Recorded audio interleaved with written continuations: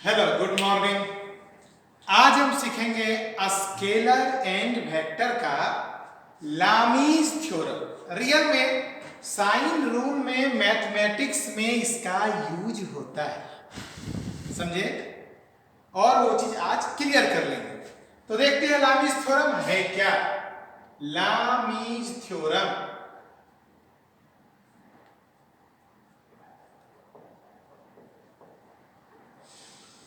देखो बेटा, Lami's theorem real में जब तीन वेक्टर एक ट्रेंगल का फॉर्म देता है, जब तीन वेक्टर एक ट्रेंगल का फॉर्म देता है तो उसके ratio of the sign angle and containing sides is always constant. देखो मैं क्या बोला, the ratio of sine angle with containing sides is always constant। आ रहा समझ में? मैंने क्या बोला, जब कोई ट्रेंगल का रूप में लेगा, ऐसे देखो यहां पे ये तीन वेक्टर मान लो ए, और यहां पे गया वेक्टर बी, और ये आया वेक्टर सी। ये ट्रेंगल ए बी और सी, मतलब ये तीनों कैसा है, टेकन इन ऑर्डर है। टेकन इन ऑर्डर मतलब देखो जहां से स्टार्ट हुआ वहीं पहुंच गया। अब यहां पर मान लिया जाए, इधर मान लो ये गामा, ये अब देखो अल्फा, और ये बीटा, अल्फा बीटा गामा। तो बेटा ये क्या होगा, 180 माइनस गामा। ऐसे लेते हैं, ये क्या होगा 180 माइनस अल्फा, और बेटा ये क्या होगा 180 माइनस बीटा। ये तीन वेक्टर है।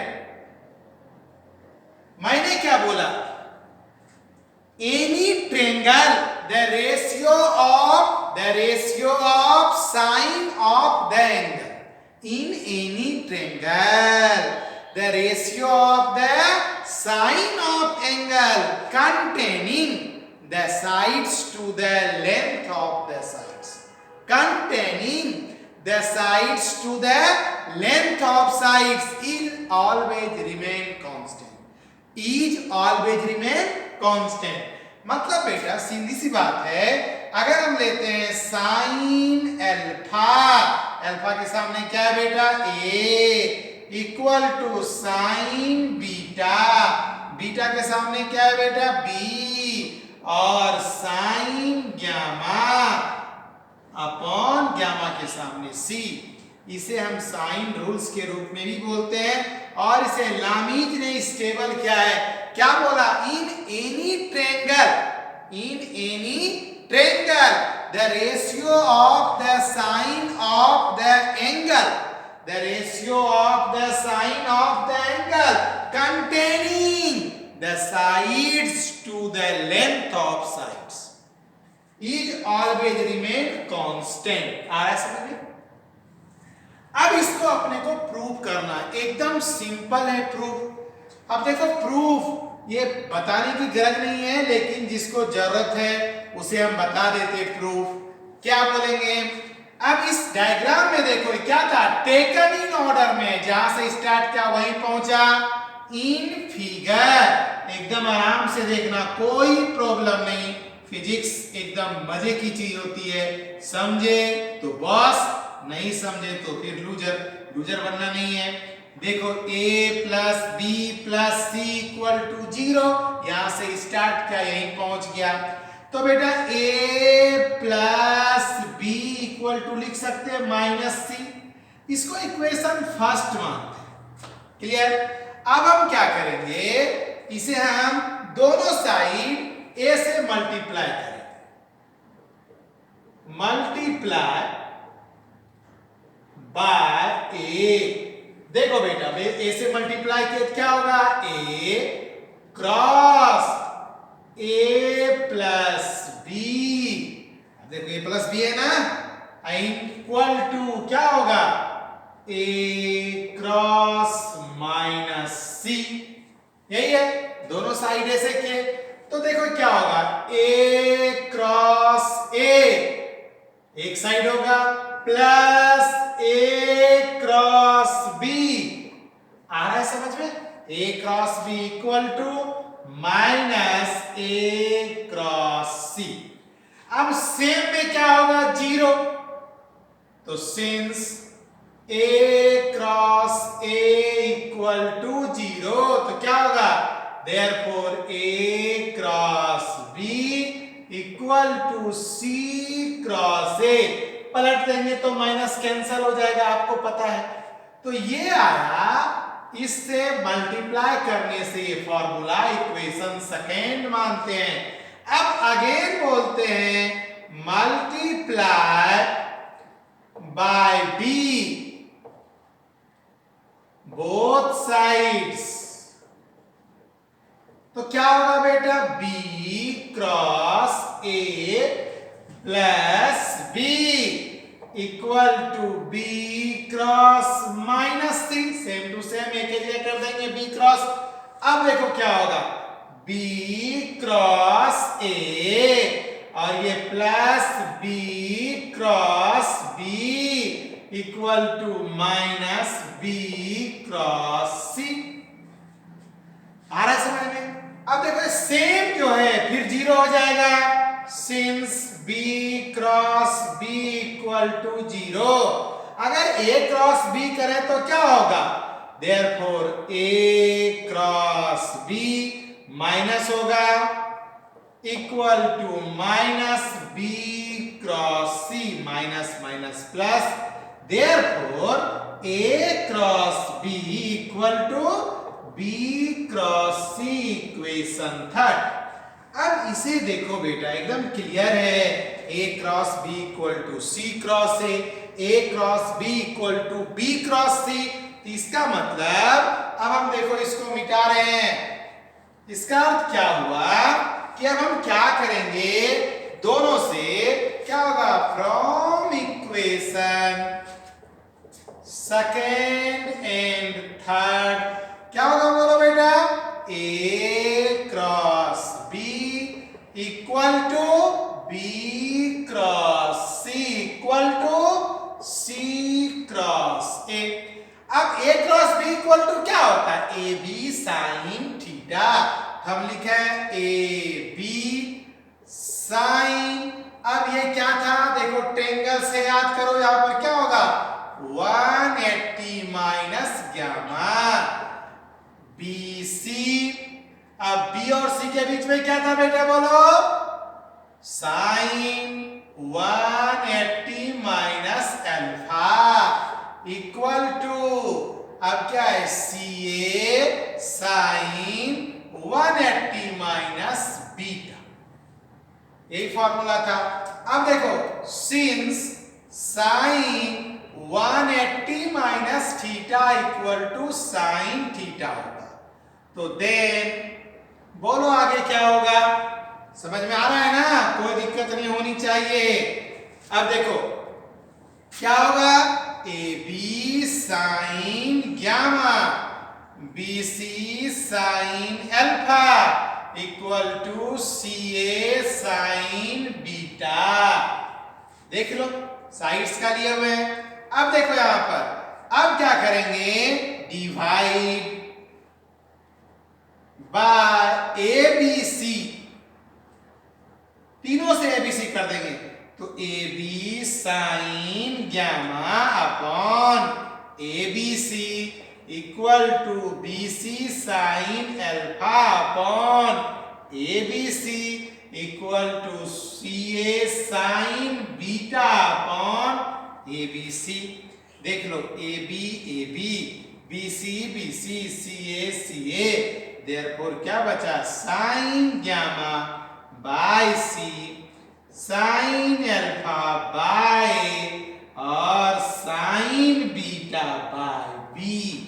देखो क्लियर हो गया, इसे ही बोलते लामीज थ्योरम। मतलब लामीज थ्योरम क्या बोल रहा है कि जब तीन साइड्स टेकन इन ऑर्डर में ट्रायंगल बनाए तो in any triangle the ratio of the sine of angle containing the sides of the length of sides is always constant. देखो कांस्टेंट है, प्रूफ हो गया लामीज थ्योरम। तो जिस स्टूडेंट्स को लामीज थ्योरम समझ में नहीं आया होगा तो आज क्लियर हो जाना चाहिए वीडियो से। ओके, अब हम सीखेंगे इस चैप्टर का सबसे important part, relative motion. Relative motion किसको बोलते हैं? देखो, when we consider the motion of particle, समझो motion of particle, we assume fix the point relative to the which particles in the motion. समझो अर्थ देखो rotate कर रहा है, इसके कंपेयर में हम दूसरा पार्टिकल, मान लो कोई बॉडी चल रहा है, विंड फ्लो हो रहा है, मान लो सुनामी आ रही है, वाटर फ्लो हो रहा है, तो मतलब अर्थ के कंपेयर में दूसरा पार्टिकल क्या है? मोशन में है। तो रिलेटिव मोशन किसको बोलेंगे? जब दो बॉडी के बीच में मोशन हो, compare between two body is called relative motion. आ गया समझ में? आप ऐसे ही बोल सकते हो, एक रेस्ट में है तो जीरो होगा, दूसरा मान लो दोनों अगर होगा मोशन में तो उसे भी निकालेंगे, दोनों अपोजिट डायरेक्शन में वैसे भी निकालेंगे। एक फिक्स होगा और दूसरा उस पर होगा। जिस तरह अर्थ फिक्स है, इसकी रिलेटिव वेलोसिटी, अर्थ भी मोशन में है, इसके ऊपर कोई बॉडी की वेलोसिटी भी मोशन में। क्लियर? तो अब हमने देखा इसका अर्थ क्या हुआ। समझो एक फ्रेम अर्थ है जो हमने एक्स वाई प्लेन लिया है, एस फ्रेम है, दूसरा frame X dash Y dash लिया है, एस डैश है, दो फ्रेम में। अब एक पार्टिकल पी है जिसकी वेलोसिटी v है और मूव कर रहा है। अब दोनों फ्रेम से कंपेयर करते हैं। अब देखो P पॉइंट पहला फ्रेम से, फर्स्ट फ्रेम से P पॉइंट RPS डिस्टेंस दूर है और दूसरे फ्रेम से RPS डैश है और दोनों फ्रेम के बीच का डिस्टेंस RS डैश S है। तो हमें रिलेटिव मोशन फाइनल करने का है। तो देखो बेटा, इस वेक्टर फॉर्म के अनुसार करना है, चूंकि वेक्टर लिए हैं, ये दोनों का क्या है? एडिशन से ये रिजल्टेंट है। मतलब RS dash S plus RPS dash equal to RPS। आ रहा है समझ में? ये पोजीशंस वेक्टर है, दिख रहा है? RS dash S RPS dash equal to RPS। Clear हो गया? अब देखो, यहां तक कोई प्रॉब्लम नहीं ना। अभी हमें वेलोसिटी अगर निकालेंगे, इसको क्या करेंगे? d बाई dt से डेरिवेटिव कर दो, r dash s s s dash s plus d by dt r p s dash equal to d by dt r p s। क्या होगा बेटा? v s dash s plus v p s dash equal to v p s। आ रहा है समझ में? देख लो, अभी हमने क्या किया? इससे निकाला पोजीशन वेक्टर, वेक्टर लॉ से r s dash s r p s dash equal to r p s निकाल लिया। दोनों साइड डायरेक्टिव कर दिया, डिफरेंशिएट किया, d by dt r s s dash plus d by dt r p s dash d by dt r p s। अब देखो, जैसे directive करेंगे तो पोजीशंस वेक्टर का क्या होता है बेटा? बोलो, ये पोजीशंस वेक्टर का क्या होगा? वेलोसिटी होते हैं पोजीशन अपॉन टाइम। तो vss डैश vps डैश और vps। आ रहा है समझ में बेटा? तो जब इतना देर तक आ गया तो हमें देखो ये निकालना है ps डैश, ये तो फिक्स है, इसका निकालना है रिलेटिव वेलोसिटी। तो क्या करेंगे? देखो, vps dash equal vps dash करेंगे तो इसमें उस तरफ जाएगा vps minus vs dash s, इस तरह से लिख लेते हैं। क्लियर? तो देखो कितना इजी है रिलेटिव वेलोसिटी। यहां पर क्या है बेटा? p, तो यहाँ किसके कंपेयर में किए हैं? फिक्स फ्रेम हमारा एस है तो P P S S dash तो S dash S S dash S. मान लो एज्यूम करते हैं कोई फिक्स के कंपेयर में, अर्थ क्या था? फिक्स था, इसके ऊपर किसी बॉडी का मोशन ले रहे हैं, एस हमारा ये फ्रेम फिक्स है, इस फिक्स फ्रेम के ऊपर हम पूरा कैलकुलेट कर रहे हैं। तो अगर हम ऐसा करें देयरफॉर V12 करें तो क्या होगा बेटा? V1 माइनस V2, क्योंकि देखो P यहां है, S डैश यहां है, तो यही है रिलेटिव वेलोसिटी। आया समझ में? किसी को कोई प्रॉब्लम? फिर से देखते हैं रिलेटिव वेलोसिटी किसको बोलते हैं? When the motion of particle compare we assume the fixed, suppose the earth assume the fixed, तो the velocity of wind, the velocity of motion of particle सबको हम कंपेयर करके रिलेटिव मोशन निकाल सकते हैं। अब समझो ये फ्रेम पहला S फिक्स है, इसके कंपेयर में P पॉइंट का दूसरे फ्रेम से कंपेयर करते हैं, तो ये जस्ट हमने वेक्टर्स लॉ से निकाला, फिर डायरेक्टिव करके वेलोसिटी निकाला, क्या निकला? VPS dash equal to VPS minus VS। अब देखो अगर हम यहाँ करें 1 2, ये क्या होगा? P था तो P, यहाँ 1 है तो 1। अब यहाँ पर देखो S डैश है, यहाँ पे S डैश, तो V12 equal to 1 compare with respect to 2, मतलब with respect to 2 velocity of, मान लो a particle P moves with velocity v1, a particle P moves with velocity v1 with respect to another particle P2 with respect v2, then तो क्या हो जाएगा? V12 equal to V1 minus V2। अब दो particle की बात मैंने कर दिया। Suppose particle P1 moves with velocity v1, particle P1 moves velocity v1 with respect to particle P2 with compare velocity of particle P2, velocity v2 with of the particle P2, इस दोनों में compare करेंगे तो हमारा ऐसा निकलेगा। अब देखो, अब इसके नोट्स कुछ ले लेंगे। पहला, अगर सेम डायरेक्शन हो तो V12 equal to V1 minus V2। दूसरा, अपोजिट डायरेक्शन हो तो V12 equal to V1 plus V2 होगा। ये लाइन समझ में आ गया? V1 प्लस V2 होगा बेटा। अब देखो अगर परपेंडिकुलर हो,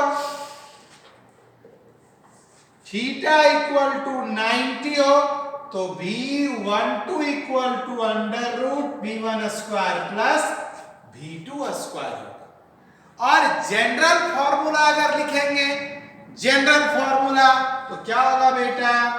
फोर्थ में general formula V12 equal to under root V1 square plus V2 square minus 2V1 V2 cos theta.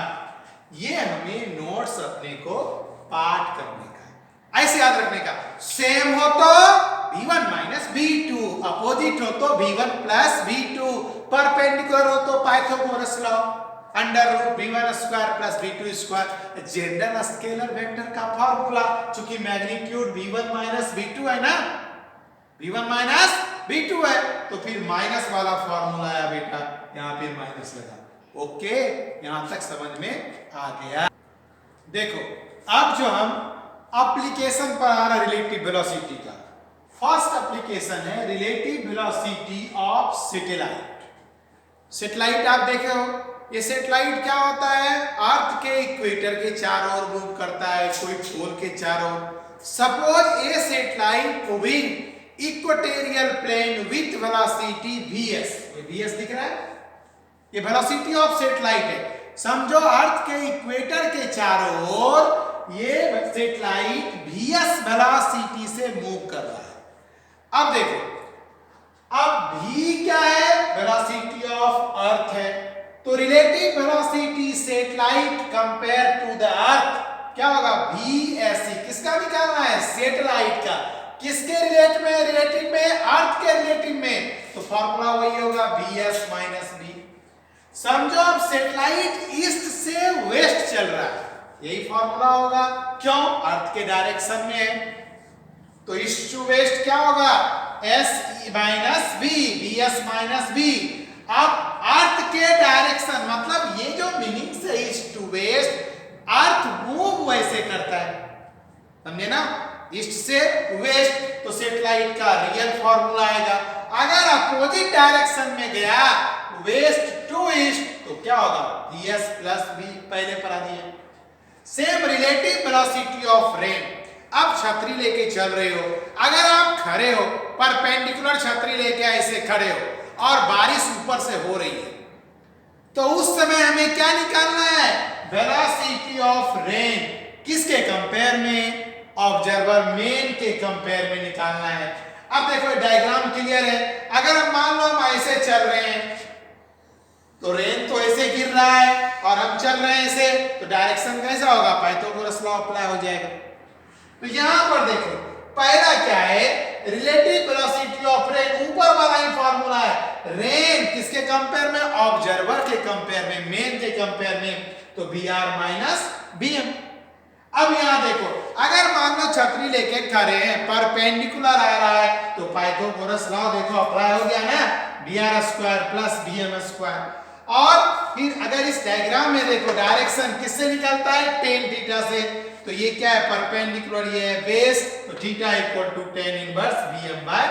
BR अब मान लो हमें स्विमिंग करना है नदी में रिवर में क्या बोल रहा है रिलेटिव वेलोसिटी ऑफ स्विमर मतलब ऑब्जर्वर का है कह रहा है if a man can swim relative to water with velocity v man की वेलोसिटी क्या है v किसके कंपेयर में वाटर के कंपेयर में अब मान लो ग्राउंड के कंपेयर में br है अब velocity of man relative to ground vm है और वाटर का रिलेटिव वेलोसिटी क्या है br v क्या है वेलोसिटी ऑफ मैन है किसमें और Vm क्या है relative velocity of man with respect to ground Vr क्या है relative velocity of river with respect to ground ये दोनों ग्राउंड के रिस्पेक्ट में और ये वाटर के रिस्पेक्ट में है वेलोसिटी ऑफ मैन तो V equal to Vm minus Vr चूंकि मेन यहां पर हम Mr भी लिख सकते वेलोसिटी ऑफ ऑब्जर्वर मेन किसके कंपेयर में रिवर के कंपेयर में तो Vm माइनस Vr सादा फॉर्मूला है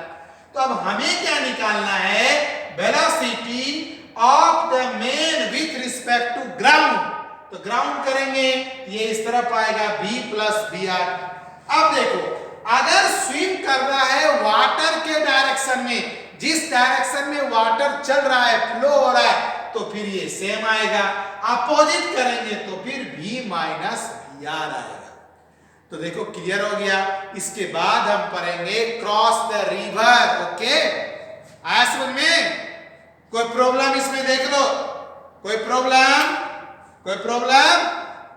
हाँ जय कुमार कोई प्रॉब्लम है ओके देखो अब पढ़ेंगे next application for crossing the river में मान लो कि आप स्विमिंग कर रहे हो क्रॉस कर रहे हो ये नदी का विड्थ है W ये अप स्ट्रीम है ये डाउन स्ट्रीम है नदी का वाटर फ्लो हो रहा है इस डायरेक्शन में अब ये एंगल बनाया है अप स्ट्रीम में थीटा और इस तरफ चल रहा है पहुंच रहा है यहां मतलब रिवर के अपोजिट डायरेक्शन में चल रहा है हमने सब लिखा है Vr equal to velocity of river ये V इक्वल टू क्या है resultant velocity Vm equal to velocity of man तो इस देखो इसमें cos थीटा इक्वल टू क्या होगा बेटा बोलो cos थीटा इक्वल टू बोलो Vr बाय Vm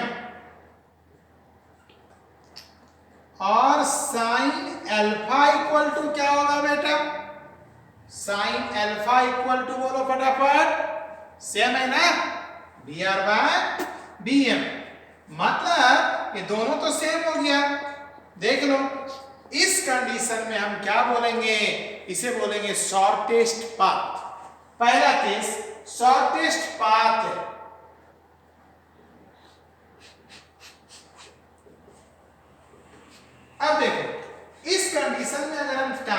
निकालेंगे बेटा T1 इक्वल टू क्या होगा W by V, W by V। तो T1 इक्वल टू क्या हो जाएगा बेटा V इक्वल टू इस पाइथागोरस लॉ अप्लाई करेंगे तो देखो तो क्या होगा अंडर रूट, बोलो फटाफट, VM square minus VR square. Since देखो VM square equal to V square plus VR square, तो यहां पर इसको इस तरफ कर देंगे पाइथागोरस लॉ अप्लाई करके। तो T1 का ये फॉर्मूला हमें फाइनल्स हो गया, आया समझ में। अब दूसरा जो है इस तरफ, to cross the river in shortest possible time, shortest possible time. अब इसमें देखो शॉर्टेस्ट पाथ जा सकता है, पॉसिबल नहीं है, इसमें पॉसिबल टाइम लेंगे कब, जब वाटर के फ्लो के डायरेक्शन में ही स्विमिंग करे। इस कंडीशन में जब वाटर के फ्लो के डायरेक्शन में स्विमिंग करेगा तो मान लो यहां पर T2 इक्वल टू क्या होगा बेटा W बाय VR, है क्या, VR के डायरेक्शन में। तो आपको पता है T2 करते हैं तो T2 equal to W by VR होगा, इसके साथ चल रहा है VM होगा, T2 equal to W by VM।